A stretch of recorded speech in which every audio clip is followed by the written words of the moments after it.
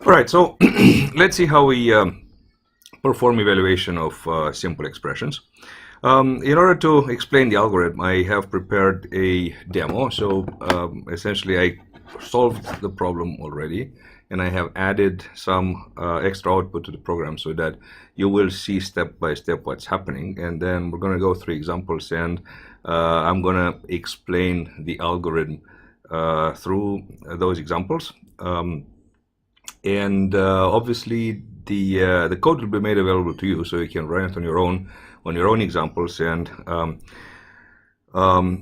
try to understand it even better, right? So this is the code. It's been already uploaded to the Canvas environment, and let's get going. I'm going to compile it. You see there as eval demo gcc minus o eval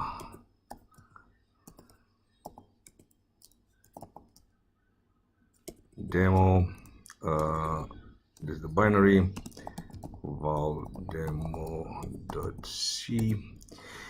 and if we run eval demo, and I'm going to pick an expression, say 1 plus 2 times 3. Let us start small. All right, what you see is not only the result that is given here, not only this result, but an entire sequence of steps. All right, that explain essentially what the algorithm is doing. Let's see the structure of each step. Right, we were talking last time that the algorithm should have an operator stack and an operand stack, right? And you see them represented here. They are implemented in the program. Also, the algorithm reads one token at a time, right? So we're going to have on the first line of each step, right? Each step is represented between these two dotted lines. We will have highlighted the current token, the token that is being accessed by the current step of the algorithm.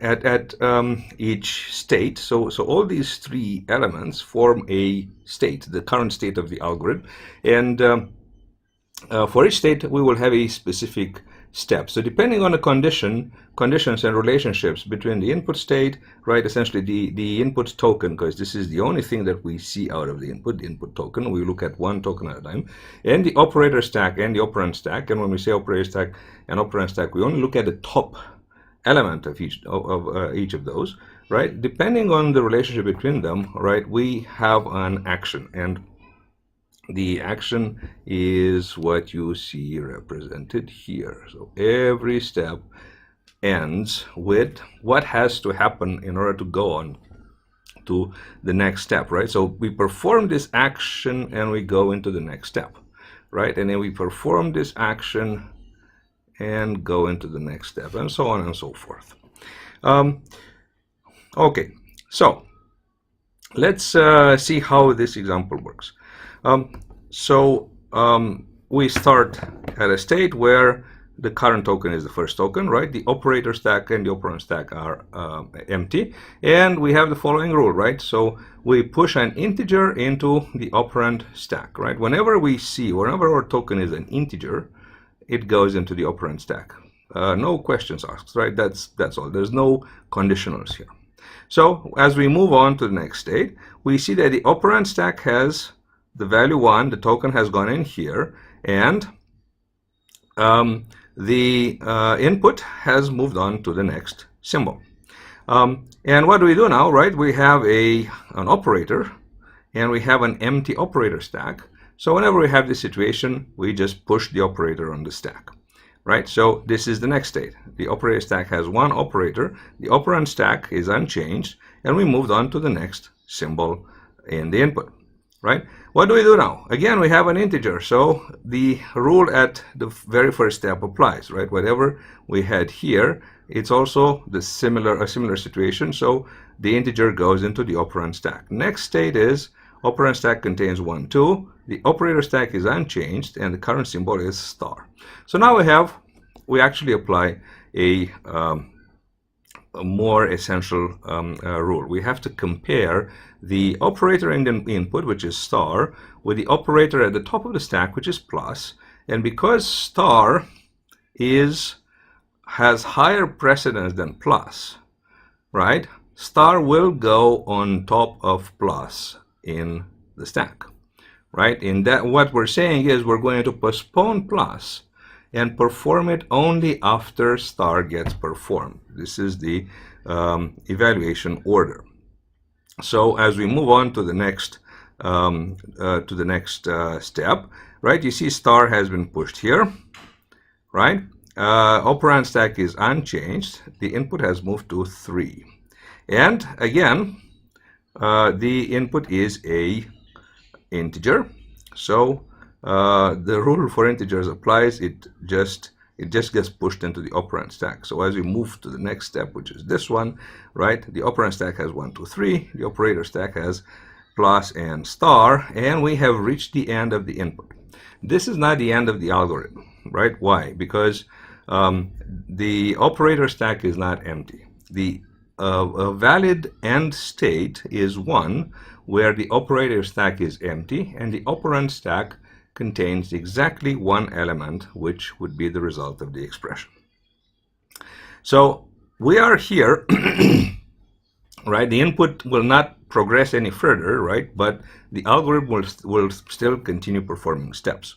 What happens now, right? We're going to extract the operator stack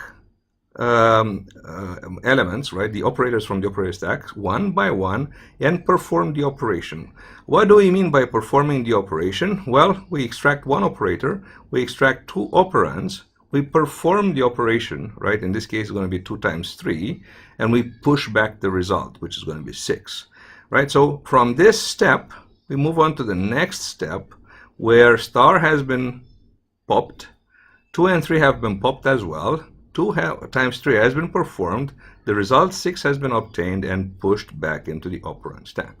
And guess what? Operator stack is still not empty, so we have to continue until the operator stack becomes empty. We pop the plus, we pop the 1 and 6, we perform the operation 1 plus 6, and we push back the result, which is 7, and this is going to be the result of the entire expression. All right, so hopefully it is clear what happens when we have operators of different precedences, right? Let's try a similar expression, but let's put the operators in different order.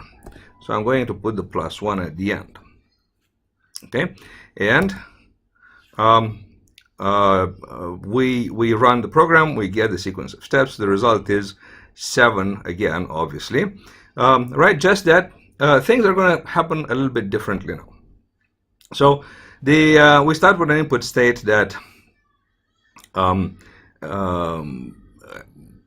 whose current symbol is the first symbol. It's the number 2. Whenever we have a number, we just push it into the operand stack. We're here, right? The input moves to star. Then we have an empty operator stack, so then all we can do is push the star in, right? Then we encounter the 3, we push the 3 in, then we encounter the plus, and now we have to compare the precedences of the 2 operators, right? We have one operator in the stack, the operator stack is not empty anymore, and the current operator in the input is plus. We compare the precedence. Plus has lower precedence than star, right? Plus has to be performed later than star, right? And because this is the case, we can actually take the star right away and perform it, right, with whatever is available in the operand stack, right? So what we're going to do next, because the precedence of the current symbol in the input is lower than the precedence of the operator at the top of the stack, what we're going to do is perform the operator in the stack.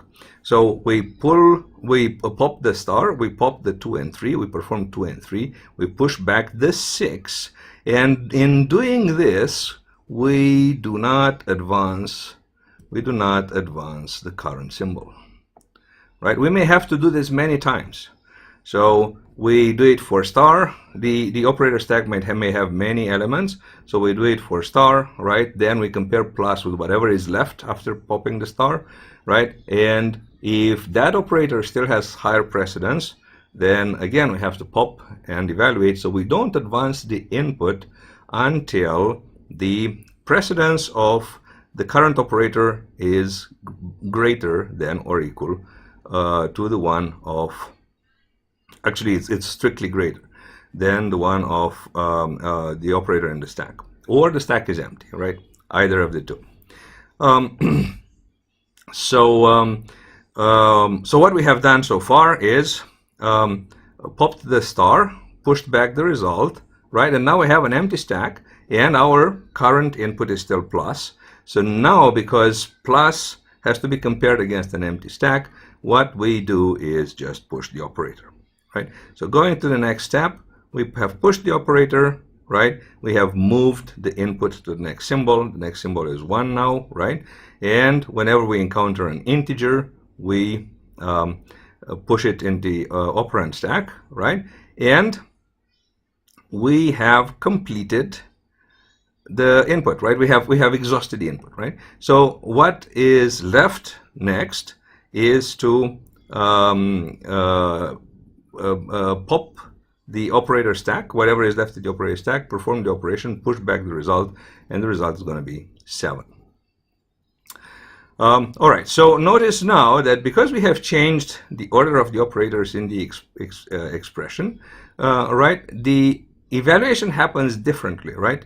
Previously, we had plus in the stack and star in the input, and we pushed the star on top of the plus, right, forcing the star to be evaluated before the plus. Whereas now we have the star in the stack and the plus in the input, right? And what we do is we pop the star before pushing the plus, right? Making the star again be evaluated before the plus, right? So irrespective of whether the star appears before or after the plus, the star gets evaluated first. All right, let's take one where we have maybe multiple operators of the same precedence. So I'm going to say 1 plus 2 plus 3 plus 4. All right, and this one goes a bit longer. Okay, I would like you to notice the pattern. Right, so again, 1 goes into the operand stack. We move on to plus. Plus is compared to an empty operator stack, so we push it. 2 gets pushed as well. And when we get to the next plus, we're going to get to this plus, right? We are comparing 2 operators of the same precedence.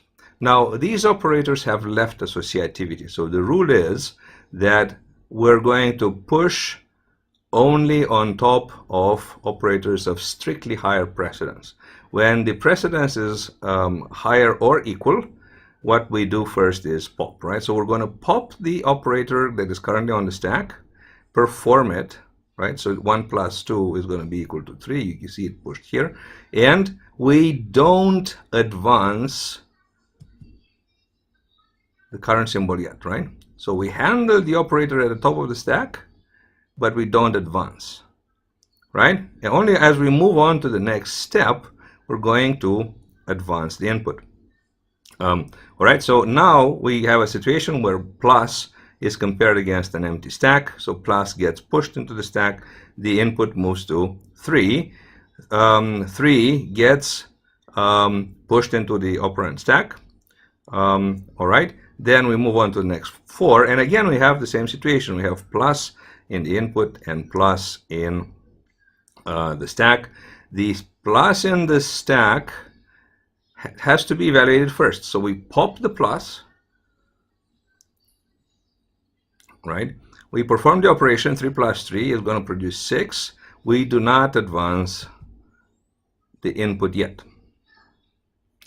All right, so we're still on the same input right here, and now we have the input compared against an empty stack, and in this situation the symbol just gets pushed into the stack and we advance the input.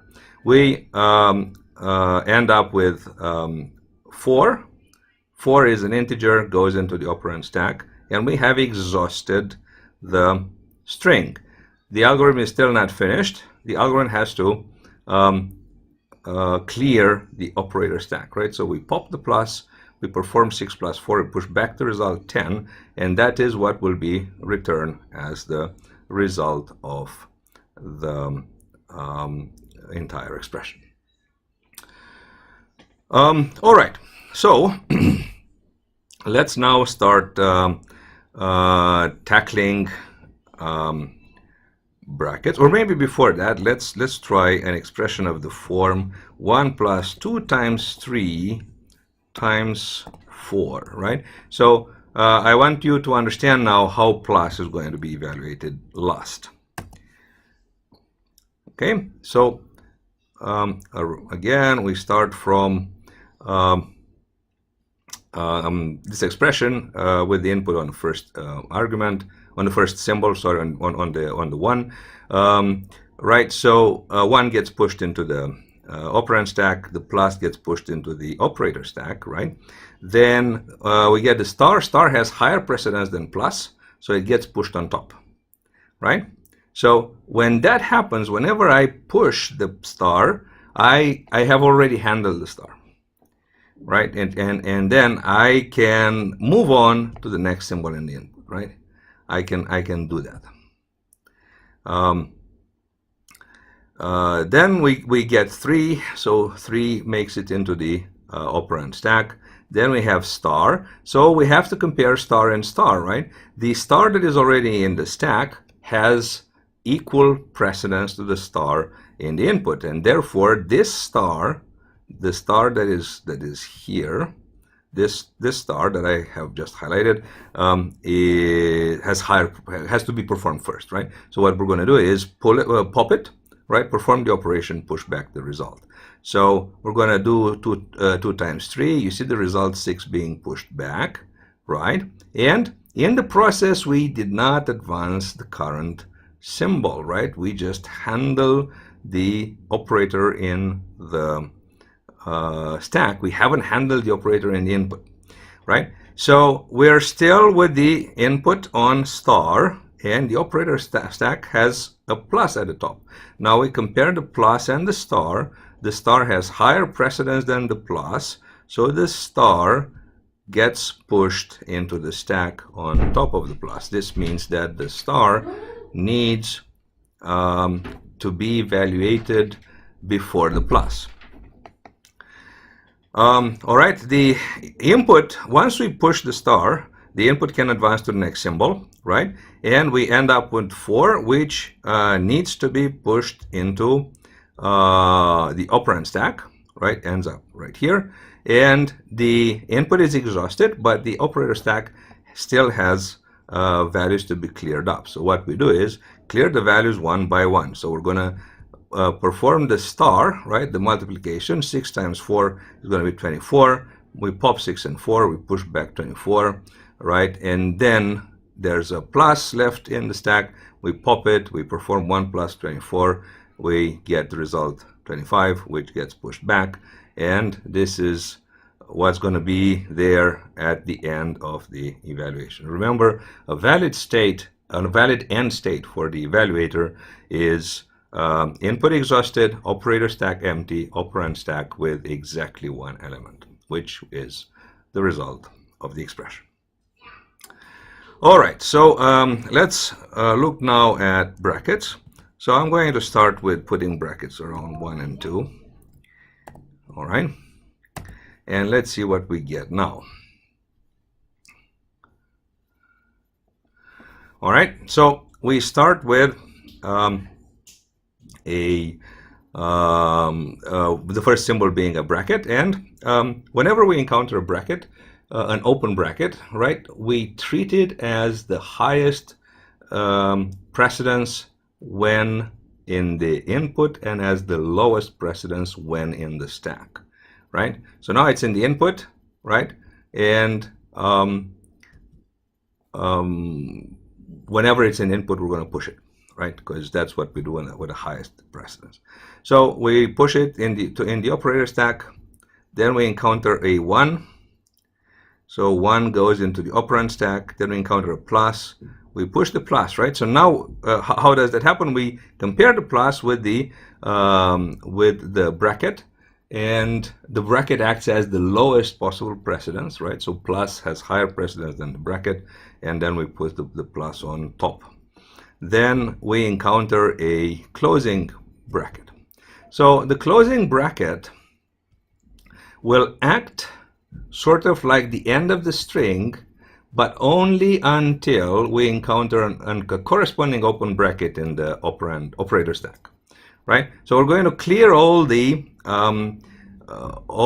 operators from the stack until we encounter a open bracket. While we do this clearing of operators, the input doesn't advance. We stay on that bracket. All right. So we're going to clear the plus, right, which means that we're extracting 1 and 2 and push back the result 3. You see that here. And in this process, we do not advance the current symbol, right? The current symbol remains the bracket. Right? So now we're in a situation where we have the closed bracket in the input, the corresponding open bracket in the stack. So it's like they annihilate each other, they cancel each other, right? So we're going to remove the bracket from the operator stack. We're going to advance the input, and this way we have essentially handled both brackets, right? That's what happens. We remove the bracket from here, we advance the input, and we have dealt with the brackets. So now the operator stack is empty, and the current symbol is star, right? And we continue our evaluation. We have a star against an empty stack, so the only thing we can do is push the star into the operand stack. The next symbol is 3. 3 makes it here. 3 makes it here. All right. Then the next operator is star. The next symbol is star, and we have to compare star with star. And they have equal precedence, which means that we have to now pop the star from the stack, perform the operation, push back the result. The input does not advance in this process, right? So we're going to have an operand stack containing 9. We're going to have an empty operator stack, and the input is still here. So now we have an operator against an empty operator stack.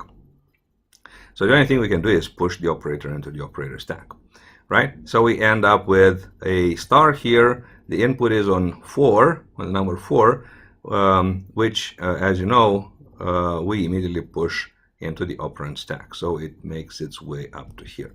Now we are at the end of the string, and we have to clear the operator stack. We have a star here. We perform 9 times 4. We push back the result, and the result is going to be 36.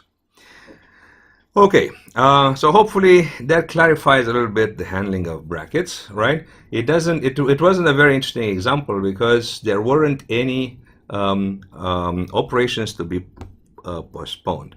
So I am going to try to concoct a more interesting example. Let's try to say 1 plus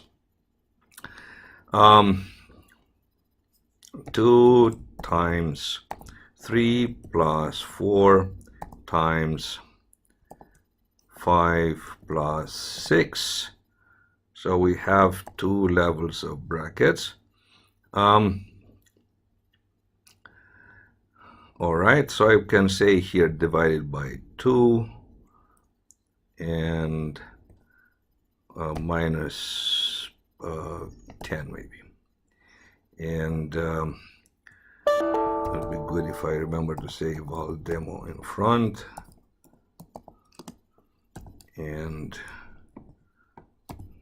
add the corresponding quotes.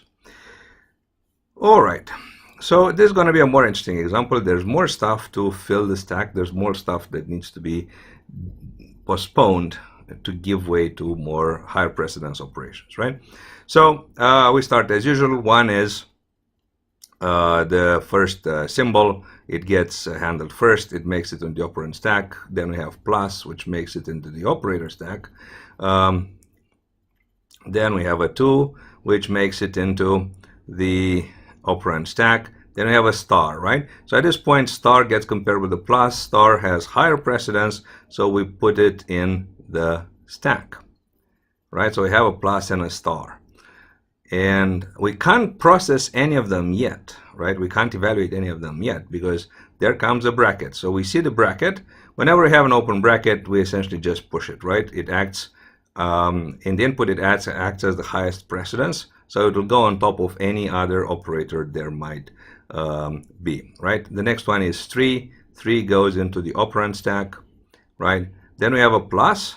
Plus goes on top of the bracket, right? When inside the operator stack, the bracket behaves as the lowest precedence, all right? And any other operator will go on top of it, right? Then we encounter 4. 4 will make it into the operand stack, right? Then we encounter star. Star is, so the star here has higher precedence than 4, right? And will go on top, right here, right? And the next one is another open bracket, and as the previous one, it will all it can do is go on the operator stack, on top of anything there might be there. So now we have a 5, right, which goes into the operand stack, and then we have a plus, which, since what we have here now is an open bracket, acts as the lowest precedence operator, so plus has to go on top, right? Plus has to go on top of the bracket right here. And the next thing we see is a closed bracket. So the closed bracket will cause the clearing of all the operators in the stack until the corresponding open bracket is found, right? So and in this process, we don't advance the current symbol. Remember that. So we're going to take the plus and we're going to evaluate it, right? We're going to pop 5 and 6. We're going to perform 5 plus 6. We're going to push back 11, right? In this process, the current symbol has not advanced. So now I have the closed bracket here, the open bracket here. It's like they cancel each other. So we're going to pop the open bracket. We're going to advance the input past the closed bracket, and that's how we handle it, right? So we end up in this situation. We have plus star, and our current symbol is now division. Division gets compared with star, right? And division and star have the same level of precedence, and both are left associative. So what we need to do is perform the multiplication first, all right?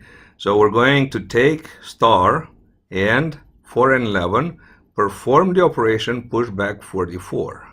In this process, we don't advance the current symbol, right? So our current symbol is still division, and we're left with plus at the top. We compare division and plus, and division has higher precedence than plus, so it goes on top of plus, right? We push division into the stack. Next symbol is 2. It will make it into the operand stack,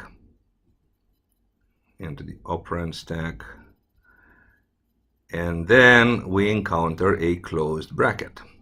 The closed bracket will cause clearing all the operators in the stack up to the corresponding open bracket, right? So we're going to have to clear the division and the plus this time, right? So we're going to clear the division. We're going to pop the division, right? Perform 44 divided by 2. We get 22. You see it here, right? In this process, the input does not advance. It's still here, right? So we're still in a point where we need to continue clearing the stack. So now we take the plus, right? We pop 3 and 22, we push back the result, 25, right? And finally, we are in a situation where we have a closing bracket in the input, an open bracket at the top of the stack. They cancel each other, so we remove the open bracket, we advance the input, and that's how we deal with it. Then star, we have a star here, and then we have a minus here, right? And minus has lower precedence than the star, so what I have to do is perform the star, right? Perform the multiplication. We pop the star, we pop the 2 and 25, we perform the operation, result is 50, we push it back into the operator's stack. In this process, we don't advance the current symbol yet, right? We're still on the minus. Then we compare the minus and the plus, and they have the same precedence and left associativity, which means that the plus should be performed before the minus. So what we're going to do is pop the plus, perform the operation, 1 plus 50, push back the result, 51, right? And finally, we can handle the minus. The minus is compared against an empty operator stack, and it gets pushed into the stack.